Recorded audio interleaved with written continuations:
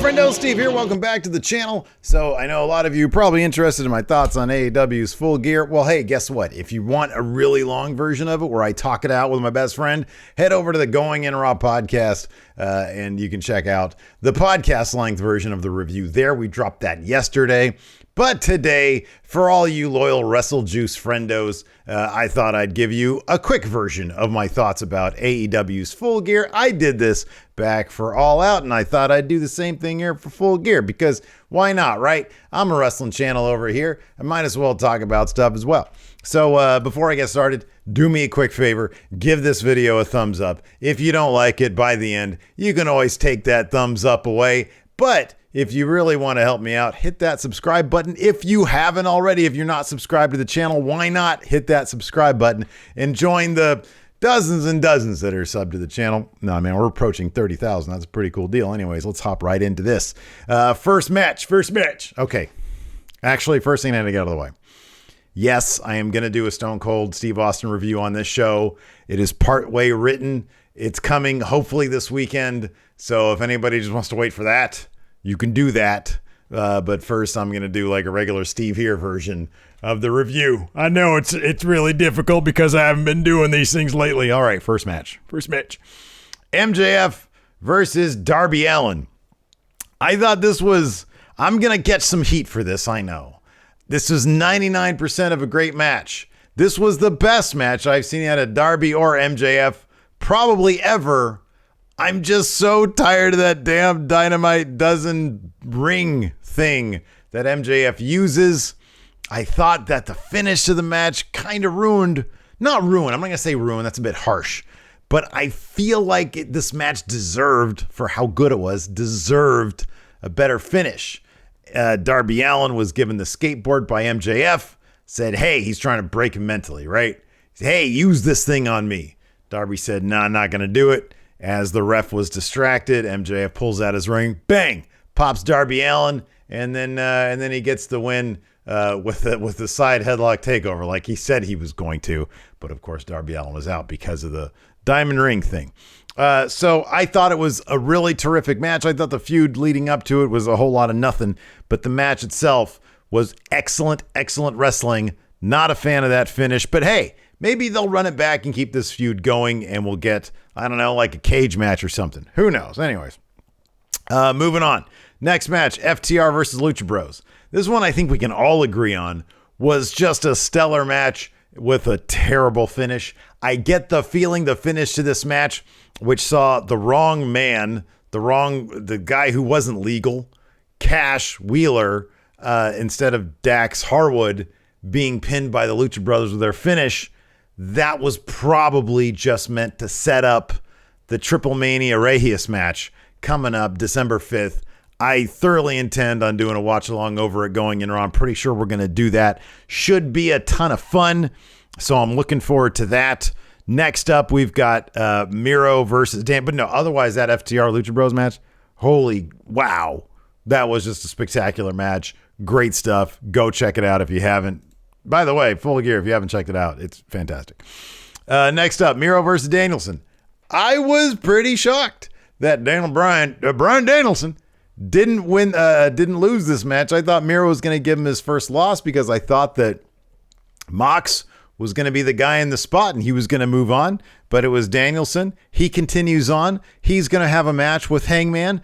I suspect they're going to do this match at the first TBS airing of Dynamite. That's my suspicion. That's how I think it's going to go down. Who knows? Maybe not.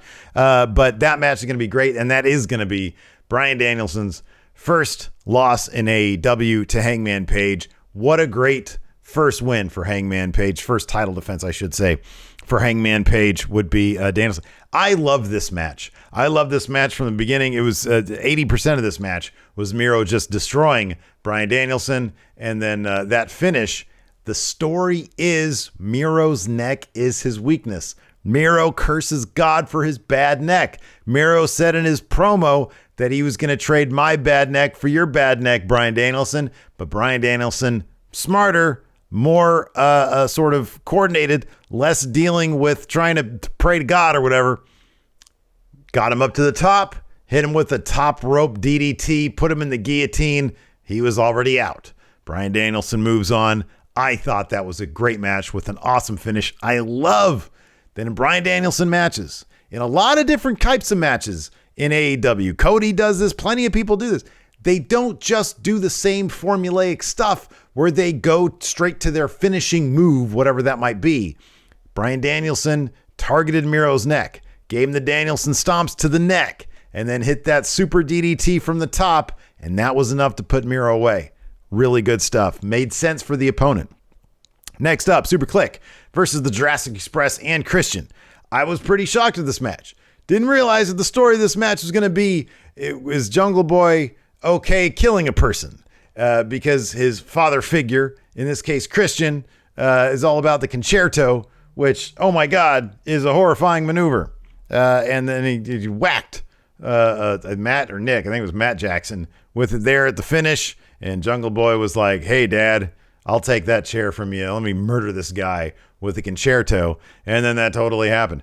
That was pretty crazy. That was pretty nuts. So Jurassic Express and Christian, I thought this would be a match to showcase Adam Cole, but they were using it to get Jungle Boy over instead. The only question now is, when is Christian going to turn on the Jurassic Express? Is he going to turn on the Jurassic Express? I don't know. Maybe not. Next, Pac and Cody versus Malachi Black and Andrade. Why does this match exist? I don't know. This really should have been and felt like a mid-card match on Rampage, maybe a top of the second hour match on Dynamite. This match was just like a minor story beat. Not even sure why Pac and Cody were together on this. Malachi and Andrade already having can they coexist problems. This was the first of two WWE type matches on the night. Malachi Black needs to be like, hey, Cody, I think you're great. You're a good guy. Lie to his face. And then be like, I'm not going to do this shit anymore. I'm going to go find somebody else to feud with because I don't like being on Cody Island. The match was whatever. Pac and Cody won. Pac got the pin on Andrade after the Black Arrow. So whatever. After that, we had Ty Conti versus Britt Baker. I thought it was a really good match. I thought this was a really good match to make Britt Baker look like $1 million because she kicked out of every finishing move that Ty Conti had and then got the roll-up win on Ty. Ty looked great. Good spotlight for Ty Conti. But I feel like all the real contenders for that title, Britt Baker's title, all the contenders that would make me think, wow, she might lose it tonight, which is what you want going into a match, are in the TBS tournament right now. In that kickoff show match, you had Sheeta and Thunder Rosa beating Jamie Hayter and Nyla Rose. And I think that the three of those individuals, Nyla Rose, Thunder Rosa, and Hikaru Shida, are all worthy challengers for that Britt Baker's title, but they're all going for the TBS title and Jade Cargill. So, that is a really good match. Not taking anything away from the match. Crowd wasn't into it because I think they all knew that the outcome was not really ever in doubt. Next up, Eddie Kingston versus CM Shorts. That's right, CM Punk now is wearing combat shorts, which is great because this match, he was trying to show why having a good, solid cardio foundation is necessary in pro wrestling. And I loved it. I loved when Eddie Kingston came out and flattened CM Punk to start the match. That was great. I hope this feud continues. It was a 10-minute match and was all based on the idea that Eddie Kingston is not in good shape. And sure enough, by the end of this match, he was in terrible shape. He was gassed. He missed his finishing move. CM Punk dropped him with 2 GTSs. The crowd was booing him. It was beautiful. Punk finished this match heel. And who knows where it goes from here. I hope they continue it. This was actually my personal match of the night, not taking anything away from the Kenny Hangman big moment of the night. That was a great match. That's probably going to be up there as a match of the year contender. But I love, just from a visceral entertainment standpoint, Kingston versus Punk, 2 of my favorite dudes right now. I love this match 100,000%. Next up, American Top Team versus Inner Circle. This match it's not for me. All right. This is clearly not my demographic. All right. It's not saying that, this didn't belong on the card, but for me, it didn't belong on the card. Chris Jericho got the cool Eddie Guerrero shout out frog splash on Dan Lambert. But I'm just going to say on a positive note, I think this feud's done with. Next, Jay Lethal showed up. He's signed with AEW. There's at least 10 other people from Ring of Honor that I'd rather see in AEW than Jay Lethal. Anyways, moving on. Kenny Omega versus Hangman Page. That opening video package. Wow. Absolutely fantastic. Gonna be hard not to consider this for match of the year. Mine is probably still Ilya versus Walter too, but this was really high up there. This is really, really good. But the magnitude of the moment, the fourth AEW champion being crowned, is a huge moment. My next video on Thursday is going to be who are the next 4 AEW champions and why should they be champions after Hangman Page. I want you guys to let me know in the comments to this video who you think should be the next AEW champion. Who should take that title off of Hangman Page whenever that goes down? Let me know in the comments below. This was a spectacular match. I love the moment between Hangman and Matt Jackson when Matt said, hey, your time is now. Nothing I can do to stop it. I can only prolong it. Have at it. And then he put down Kenny. Hopefully Kenny Omega goes on an extended vacation just because I know that dude is wrestling hurt. He has said as much, and he has put in a hell of a 2021. I'm telling you right now, it's November 16th. Right now, Hangman Page is my wrestler of 2021, and it's kind of not even close. So yeah, I thought it was great. I thought at the end when he finally won, Dark Order came down and he slapped away the beer and instead gave him a big hug. I loved it. I thought it was a beautiful moment. I watched BTE today. They showed a little bit more of the aftermath. I thought it was all great stuff. Awesome stuff for Hangman Page. They've created a new big star in AEW. I think it's awesome. Anyways, those are my thoughts on, what is this? AEW's Full Gear. Like I said, let me know in the comments what you think. Yeah, do me a favor, hit that thumbs up button. And if you haven't already, hit that subscribe button. Check out one of these other videos. Hey, check out maybe my predictions video where I actually predicted what was going to happen. I got a couple of these wrong. And then you can check out this other video here. It's about Hulk Hogan's WCW contract from 1998. It's a great video. It's awesome. Anyways, I talk about it in the video. Go check that out. We'll talk to you guys there.